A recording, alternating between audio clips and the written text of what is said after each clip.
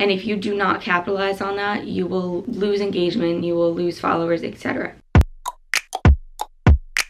If you have not already seen my Instagram or been following me on Instagram or know anything about my Instagram, I have an Instagram. It's Kelly Nicole Fit, and I grew this Instagram account from 5,000 followers to now I think it's almost 57,000 followers in 4 months. And how do I say this? People have been asking me why.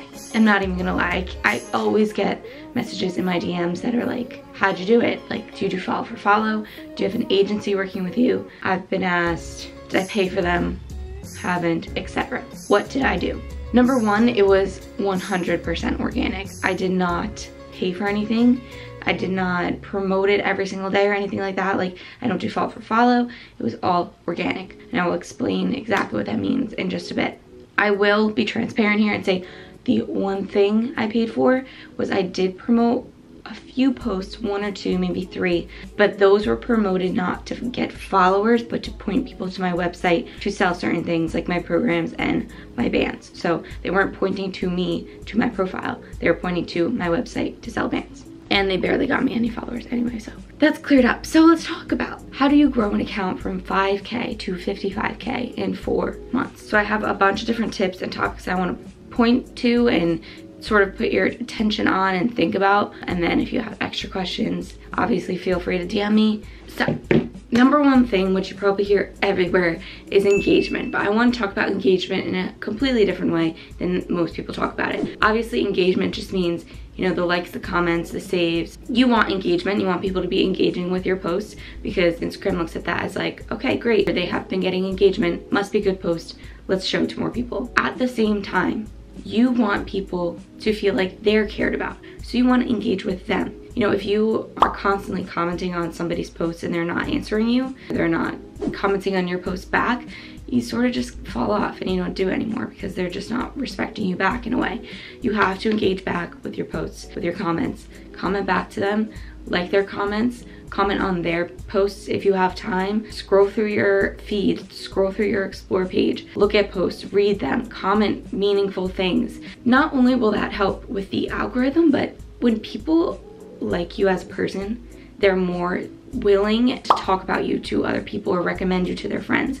If they don't like you as a person, if they think you're kind of snotty and you don't answer people and you're rude and you never answer your DMs, you never answer comments or questions or anything like that, they're not going to recommend you to their friends. If they like you, they will recommend you. And that's just something that you have to think about. Like, the number one way to get anything out, and this is something I've learned so many times in my education as a journalism major, is through word of mouth. You know, people trust their friends, people trust their family, and if they're the ones telling you to follow a certain person because they like them, they will. But if they don't like you because you're not nice, you're not commenting back, you're not helpful, they're not gonna recommend you to anyone. They might not unfollow, but they're not gonna help you get more people following you, if that makes sense. Number 2. The look of your post is so important. We are very visual people. Instagram is an extremely visual tool. And if you do not capitalize on that, you will lose engagement, you will lose followers, etc. What do I mean by visual? There's a bunch of different things I mean. Number 1, do not post horizontal videos. Do not post horizontal videos. I will say that again. Do not post horizontal videos. Look at this phone. When you're scrolling through Instagram, it is not horizontal, right? It's portrait. So if you suddenly have a horizontal post, it's only taking up this much of the screen instead of this much of the screen. So it's not taking up as much of the screen, so it's easier for your eyes to just miss out on it and not even look at it. Also, with a portrait video, you can see more detail in the video, and people like to see the detail, especially when it's something like lifting. They want to see like your shoulders working. They want to see it all. So give them the detail, give them the portrait videos, not landscape videos.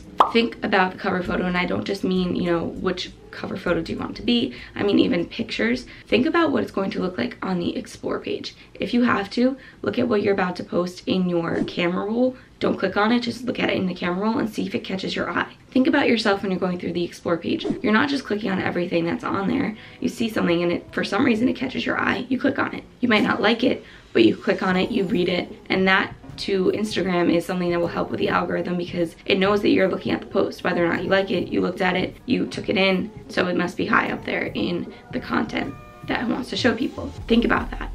So maybe there's a particular part of your picture that you want people to see. If it doesn't show up in that tiny little thumbnail on your camera roll, it probably won't show up in the tiny little thumbnail on the Explore page. This includes text. You put text on your pictures, make sure it's in the little square that people will see when they're on your page or they're on Explore. If it's not, it's going to be cut off and people are less likely to click on that, especially if the text is something really meaningful to the post. With that, add text to things. I know a lot of people just want to post pictures, they want to just look pretty and like whatever. If you have an eye-catching picture, maybe it's like a side-by-side before and after, don't just put before and after, put something that will get people thinking, like a ton of water, not a ton of water, something like that. And people will be like, wow, what does that mean? And then they'll scroll down to your caption and actually read your caption. You know, you want the picture to be something that catches and makes people read the caption. And with that, the caption should be as visual as the picture. So if you have everything mumble jumbled, if there's no like spaces, if it's kind of hard to like follow along, people aren't gonna read it. You know, the little subtitles and headings to each section is really, really beneficial because people typically don't want to read a ton of paragraphs one after another. But if you have, okay, this paragraph is about why a caloric deficit is good for weight loss. Okay, I'm gonna read that one. It helps you in the long run because people are spending more time on your posts. If they just see a whole bunch of paragraphs, they'll probably skip right past it and not read it. One other thing with the visual part of it, post different things. If you're constantly posting a mirror selfie in the same exact mirror, same exact location, just changing your outfit and your hairstyle, people are going to drown you out. You want to make people feel like they're constantly on their feet. You know, what are you gonna post tomorrow? Is it gonna be a mirror selfie? Is it gonna be you out somewhere? Is it gonna be a workout video? Is it gonna be a cooking video? Is it gonna be you talking? Like, keep people on their toes. You don't just wanna constantly post mirror selfies because people will drown you out, I promise you that. And yes, you might be like, well, there's some people who are really, really popular and they constantly post mirror selfies and they do really well. Yes, but they already have people's attention. If you're trying to get people's attention, you need to make sure that you're posting content that will get people's attention, if that makes sense. I've seen a ton of people suddenly gain a ton of followers and then it just stops. This is because the consistency rule. You must be consistent. I mean, posting content every day or every other day or something like that and being consistent with it. If you got famous or got a lot of followers off of workout videos and you suddenly stop them and now you're just posting selfies, you will lose followers, you will lose engagement. People followed you for a reason. Think about that and continue giving them that reason. Was it because you post really great information? Keep posting really great information. Was it because of your workout videos? Keep posting workout videos. That doesn't mean you can't post other things. You obviously can, but if you just stop posting things that were helpful and informational and that people liked and that people enjoyed, people will notice and they will unfollow because that is why they're following you. As much as we would love to think that people just follow because they like you as a person, like, oh, you're so cute, you're so fun. No, half of them, they don't care about that. They want value from you. And if you're not giving them value, they're leaving. That's it. Give them value.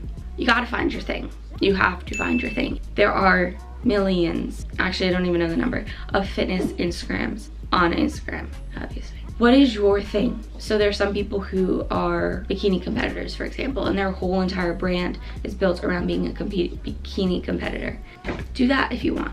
You know, other people, their whole entire brand is built on their back because their back is freaking amazing, or their delts, etc. For me, I like to think it's my lower body. That's what I built my brand on. Does that mean I can only post about my lower body? Absolutely not, but I post a lot of things that have to do with it. Think about the questions that people ask you. People aren't asking you these questions and you should just like take the question, answer them, and just throw it out. Think about that question. Like, okay, if they had that question, there's probably so many more people that have that same question.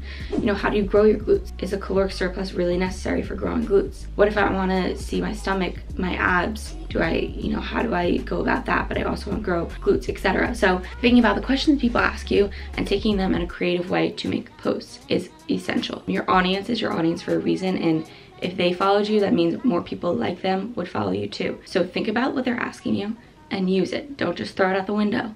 Also, maybe you have, let's say, a killer midsection. Your abs are amazing. Don't just keep posting ab workouts because that doesn't help anybody. Actually help people achieve what they want to achieve. They want to have a killer midsection. Tell them how you've gotten there. Tell them what to do about water retention.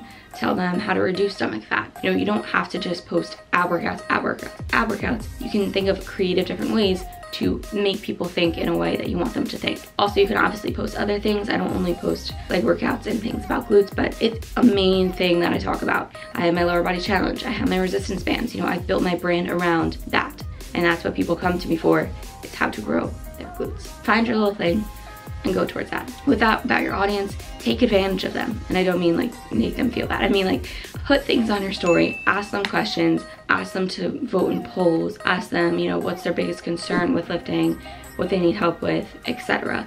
Answer them in your DMs, make them feel like they're cared about, and really think about the things they're asking. Because again, if they're following you because you will answer those types of questions, other people just like them will follow you because you're answering those things they're asking. And a lot of times, if you're posting things like, let's say somebody asked you in your DMs, how many times in a day do I need to eat? And it's something that you know, it doesn't really matter how many times in a day you need to eat. It's just like how many calories you need to eat in a day. If you post about it, if you make a post about it and you answer that question, a lot of people might even reach out to you and be like, wow, you answered all the questions I've ever had. Thank you so much. There you go. Answer the questions people have and don't even know they have, but you know the answer to.